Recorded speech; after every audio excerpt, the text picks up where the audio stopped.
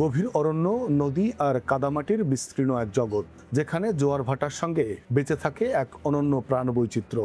এটাই সুন্দরবন, বিশ্বের বৃহত্তম ম্যানগ্রোভ বন। আর এই বনের সবচেয়ে বড় পরিচয় রয়্যাল বেঙ্গল টাইগার। ২৯ জুলাই বিশ্ব বাঘ দিবস। এই বিশেষ দিনে সুন্দরবনে বাঘ সংরক্ষণে এসেছে একের পর এক আনন্দের খবর। একসময় চোরা শিকারি, বাঘ হত্যা, পাচার এবং মানুষ বাঘের সংঘাত ছিল বড় উদ্বেগের কারণ। কিন্তু সময়ের সঙ্গে সঙ্গে বদলেছে সেই চিত্র।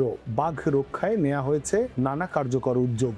স্মার্ট পেট্রোলিং, ক্যামেরা ট্র্যাপের মাধ্যমে নজরদারি, চোরা শিকারি প্রতিরোধ, বনজীবীদের সচেতনতা বৃদ্ধি এবং দ্রুত উদ্ধার কার্যক্রম, সব মিলিয়ে সুন্দরবনের নিরাপত্তা ব্যবস্থা এখন আগের চেয়ে অনেক বেশি শক্তিশালী।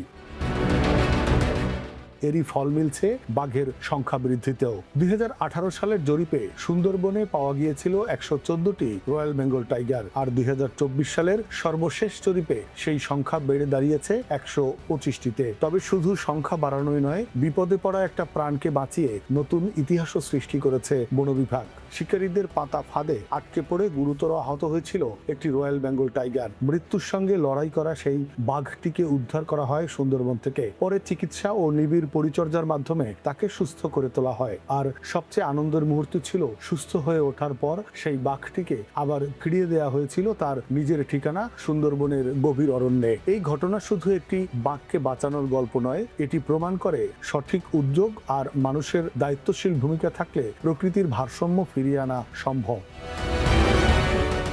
বন কর্মকর্তারা বলছেন, আধুনিক প্রযুক্তি, নিয়মিত টহল এবং কঠোর নজরদারির কারণে সুন্দরবনে এখন আগের চেয়ে নিরাপদ পরিবেশ তৈরি হয়েছে। কারণ সুন্দরবন শুধু বাংলাদেশের সম্পদ নয়, এটি পুরো বিশ্বের এক অমূল্য প্রাকৃতিক ঐতিহ্য।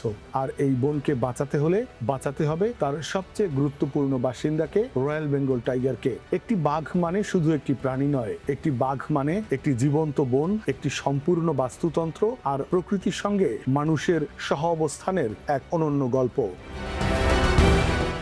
Desk report, next Bangladesh 24।